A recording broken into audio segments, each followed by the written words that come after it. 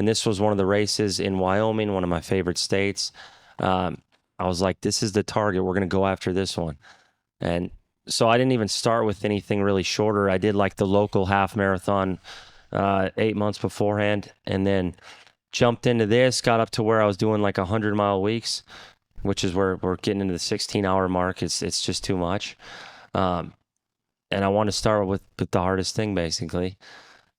And it became too much. You look back now, and in some ways I'm glad to have given it a shot, but it can be destructive. But that's how I've always been. It's like there's no easing in. It's just 100 miles an hour, to my detriment a lot of times. How long did it bother you that you didn't finish it? It still bothers me. Having that attitude that you do, I got to ask, before, obviously the event didn't go as planned, but he'd like say the day before or whatever, in your head, you're presuming you're going to finish it and it's going to be ticked off. Were you already looking at something beyond it at that point? Or was that, for now at least, that 100-mile race kind of the pinnacle? Or had you already thought, oh, well, what comes after that? That was that I had decided before, and that was it. I have no desire even now to do an ultra. I think what messes with me is not having finished, making it 66 miles out of the 100, to where you're like, I'd love to get redemption someday, but I also know what that cost is as far as time, commitment, even finances, and it's just there's a lot more than just at eye level. So going into it, I felt like I wasn't as humble as I should have been. I didn't have the experience. I looked at things and I said, I'm training harder than everybody. That's how I felt in my head. I'm putting in more miles. I'm doing more climbing, doing everything necessary. And with that, I got humbled quick out there. Things went wrong that I couldn't have foreseen. So I don't even think it was necessarily a training problem.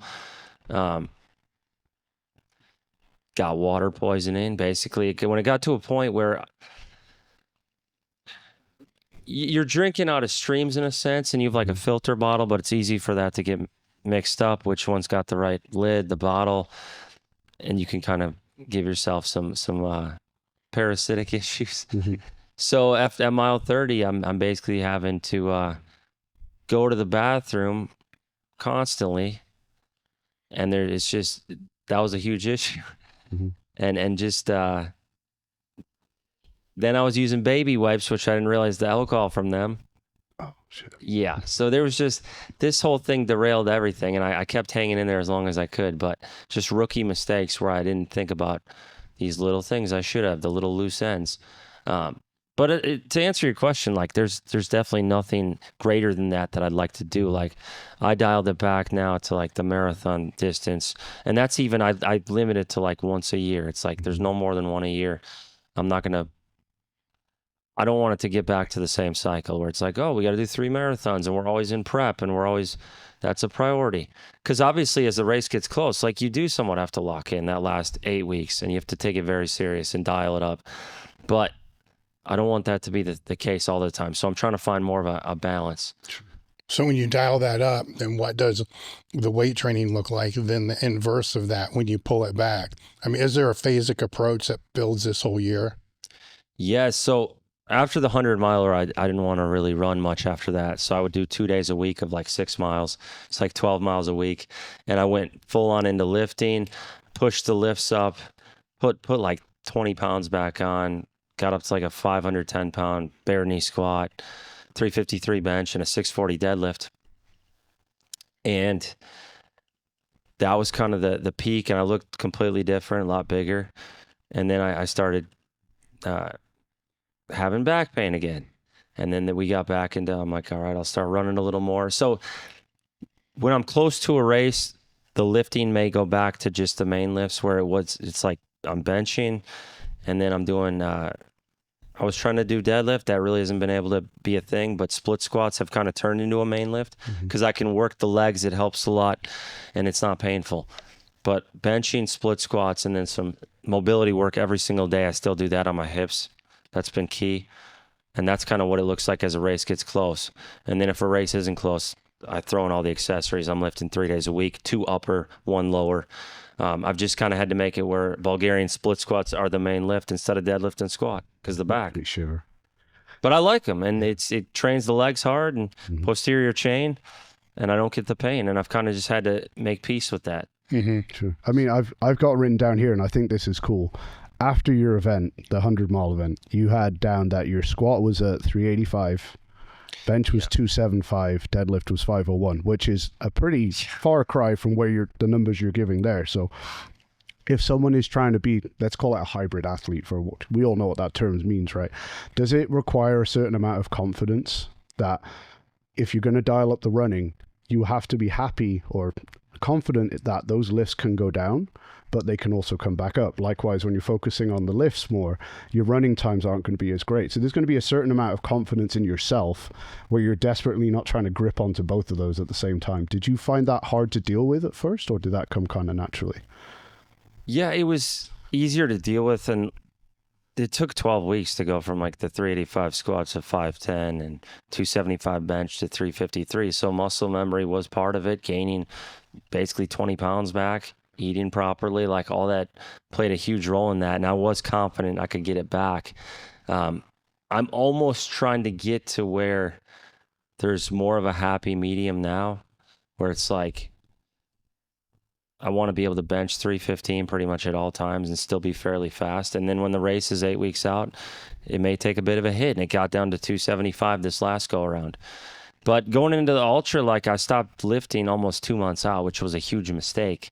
And I think it could have contributed to cramping issues and such, because lifting has been shown to kind of prevent that. But just before the marathon now, I just stopped training like 13 days out. So it was a much shorter period of time to let the legs kind of come in fresh. So it is one of those things where it's like, if you're dialed in on one goal, the other goal is going to take somewhat of a hit. If you want to be halfway decent at it, you almost have to do that, because you can kind of be mediocre at everything, or you can dial one. I don't know that, because I think there's a bigger thing at play here where I believe, all athletic ability, maybe some sports excluded, are still going to be based upon maximum strength, right? Now that maximum strength is going to have a maximum and it's going to have a minimum.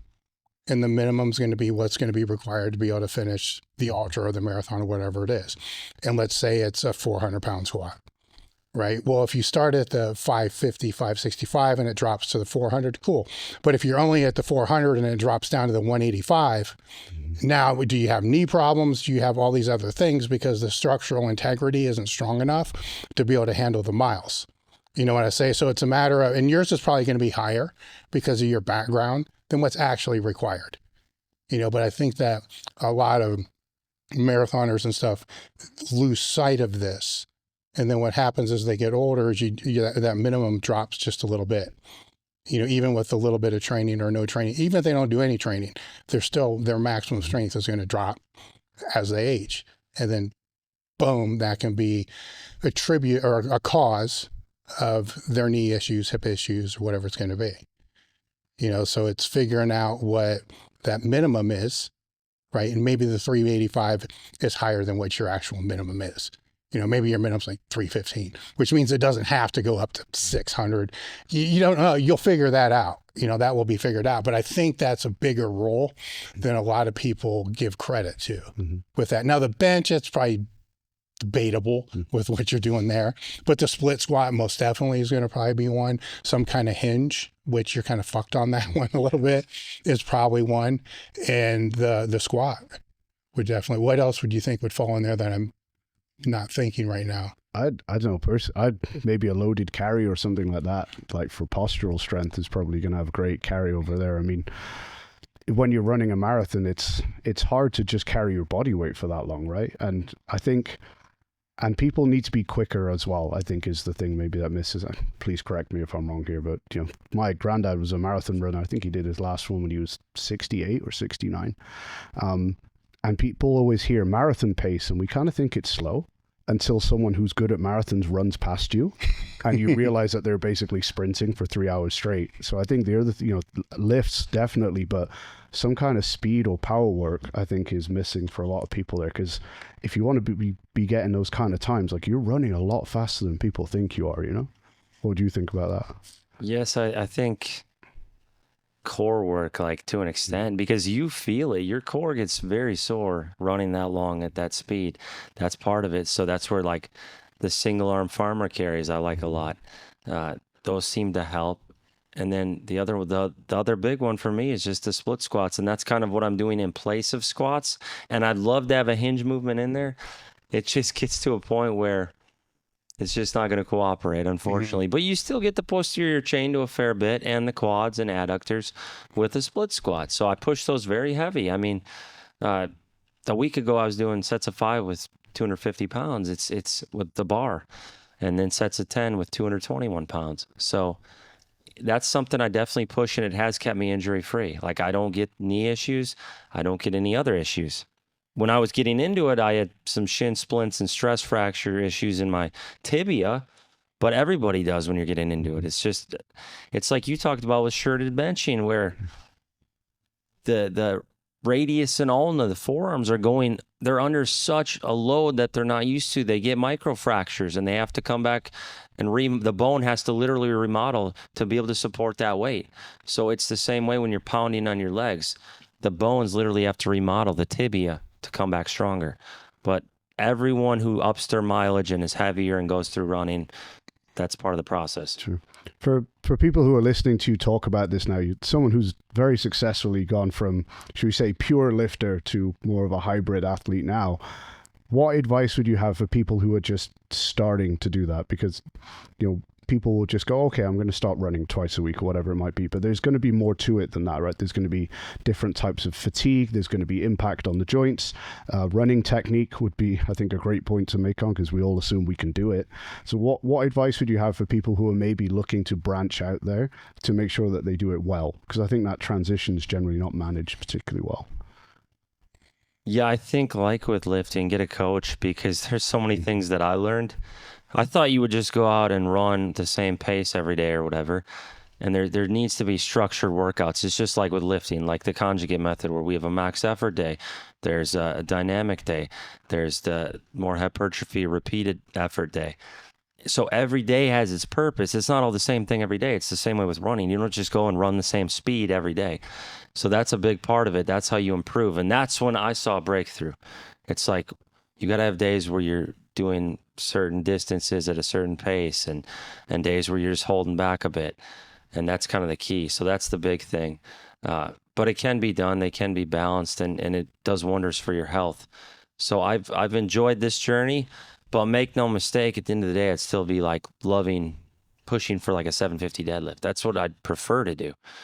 Just hasn't necessarily been an option right now. Mm-hmm. So. And for you now, obviously we've spoken so many times about how important periodization is for training in general, but for someone like yourself who has very multimodal goals, your lifting based goals and your running based goals, how much does that then step up in terms of importance? And do you need, should we say, a longer term view to your periodization, because there are going to be times of the year when this is more important as opposed to that, whereas most of us are just like, what's the next 2 or 3 months look like? No, that's a good question, right? Because I know how you would peak for the powerlifting meets. It's just like, fuck, there's a meet, fuck it, I'm doing that one. Mm-hmm. And you just go, right? So while there may have been, if you look back, some kind of long-term view, there really wasn't. It was just like, this is here, we're going to go do it. Where now you may be in this position to where you have to step back and look at this more physically than when you were powerlifting. Yes. I'd say look at it a year at a time. Yeah. So I'll be like, yeah. So were you doing that with powerlifting? No, it was powerlifting was it's a constant. This isn't how it should be done. This is how it was. It was a constant. The cycle never ended, both training and PEDs. Mm-hmm. It morphed into one thing. We just kept going. It was like there'd be this meet in California. It'd be a pretty big meet or whatever. You want to do that one, so you stay on your supplements, and you keep pushing heavy. And it was like hanging on the ride as long as you could, essentially. Well, the question would be, and it's a little flip on what Tom just asked, is now that you see how a year phase, operates, and is the most effective modality to be able to have the marathon that you want to have, does it make you look back? Well, we can't go back. Like if you could go back and then apply that same type of logic into the powerlifting, like I'm going to do 2 meets a year. We're going to space them out like this. This one's going to be the main one. We're going to lead into this one. I'm not going to ask, would that have made you a better lifter? What I'm going to ask is, do you think that would have made you a healthier lifter for a longer period of time? Because the numbers still may have ended up being the same. Genetics, everything, a lot of shit plays into this, right? Where in a way we can hack the system to be able to get the big numbers sooner. But when you do that, you might be taken off 5 years, that if things were planned out a little better.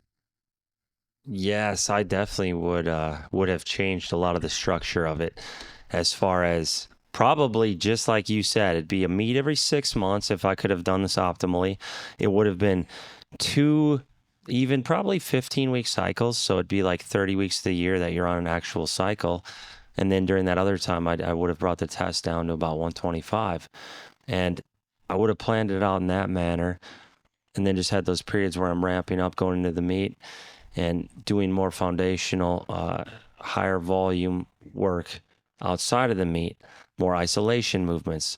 And I think that would have kept me healthier from the standpoint of not getting injured, as well as healthier overall. And it just would have probably tacked on definitely a few years compared to how it's been. Because the peak came quickly, but it also fell off quickly. And that's how it is with so many guys. And it's usually often in their 20s. There are guys in their 30s who are smart about it, and they continue to progress into their 30s. But you see a lot of these guys in their 20s, and they're up there at the top, and then they're gone. See, that's what I've always wondered is it takes a long time to get to that position, right? But what if you can take all those people, myself included, yourself included, and add 4 more years to the end, right? Right. So right where that peak was, you're able to add 4 more years, but we weren't able to do that because we were too trashed, beat up, or whatever it wasn't there. Where it makes you wonder if it was more logically thought out and they could have that extra 4 years, then they walk away with 200 more pounds on their total. Because by the time, because usually it does happen between 25 and 30, right? Where optimally like 30 to 4, 35 should be where the real best peak would be, assuming they didn't get in when they were like 14 or 12, so there's not the accumulated damage, but they're out before that maturity can really hit in. And I do think there's the young person mindset that's still kind of in the 20s. You got to kind of grow out of that and still be around to be able to grow out of that, to have more of a 30s mindset, to realize that restoration matters, recovery matters, sleep matters, nutrition matters. That kind of comes with, some people are learning it earlier now, but that kind of comes with age. But why do we start looking into that later in the career? Because you're fucked up. That's it. You're not looking at that beforehand. So it's that what if thing, and you still work and advise a lot of lifters. So when you try to give this type of advice, how receptive are they? It's very age dependent. It really is. It's just it's tough. It's very hard to get younger guys in their 20s, especially like, let's say 19 to 25. It's very hard to get them to understand you don't have to be lifting at 85, 90% all the time. Like, we need to get some volume work in. We need to get some sub-max work in that 70, 80% range with more volume. So it's hard to get them on board with that. They don't necessarily understand what that's going to do for their peak 12 weeks down the road. They want to lift heavy every single week. That's one of the biggest things I see. But the guys in their 30s, they pretty much will listen to anything. Like, they're just like, they're full on board. They don't want necessarily the quick results. They're more dialed back. it's harder to rein in the younger guys. So I think age is such a huge part of it, where there's almost a brash ego in a sense. And we all had it, where you just think you can get away with it. You think you know better. You think, why would I lift lighter? Like, it's not going to be necessary. So you can't see the long term. You're living more for the short term. And I do see that a lot in terms of coaching, where it's more of a struggle as far as that's concerned. Like, guys in their 30s are so easy to train by comparison. 20s, it's just a little more, it's harder to rein in. And I was the same way. So sometimes you have to take the lumps and go through it. Like, I wish I had done mobility. I really didn't pay attention to it till I needed to, till something hurt. And you wonder, had I been on that the whole time, would these issues have come up? Things like that. So, well, I think it's a cool thing because you still remember that. So it makes it easier for you to communicate with them because you know what they're thinking because you were the same way. You know, as when I'm talking to somebody like that, I can't sit there and get pissed about it. No. It's like, dude, I was you and I thought I was full of shit too. You know, and you just keep trying, you know, and hopefully they'll strain something really bad, you know, and then they'll listen. Normally that's what it's going to take. Like something hopefully not too bad is going to happen. And they're going to be like, man, maybe this shit don't work, you know, or they have an arrhythmia, you know, or some shit like that to be able to listen. But it's a tough one, but it helps that you can still remember it, you know, because as you get older and you start to see other lifters trying to help younger lifters, you're going to see they're going to start to forget that. Yes, and with coaching, I have to find somewhat of a middle ground with what I think is the best path and also what I know they're going to abide by. Like, I have to keep, you know, you have to be willing to listen to the client, and if you know sometimes they need those heavier sets to be happy and to do the other work, you're going to have to throw that in. So it's a middle ground in a way. I've learned with coaching, like, everybody's different. So there are the guys you can lay out the exact game plan you think is going to deliver the best results. They're 35 years old. They're going to abide to it to a T. And then with other guys, you have to throw them some fun stuff every so often, and you have to keep it interesting because it can get boring. It can get like that. It can get stale. And just like you said, we were in that same boat. When I was 20, 24, 25, I wanted heavy weights too all the time. So it's like I'm finding that middle ground. And everybody's different. Mm-hmm. Everybody's a different personality, a different temperament. And that's the thing I've had to learn with coaching. Yeah. Because, I mean, in reality, like, adherence is going to be the thing that actually gets you success, right? Like, you can have the perfect plan, but if their adherence is 0, 100% optimal times 0% 0, right? So how do you go about, you know, say you've got these younger lifters now, how do you go about kind of scoping out where they sit on that spectrum where, you know, here's what they want to do, which is probably very self-destructive. Here is, say, the perfect game plan long term. How do you kind of test the water and see where they are on that sliding scale and kind of adjust for that individual?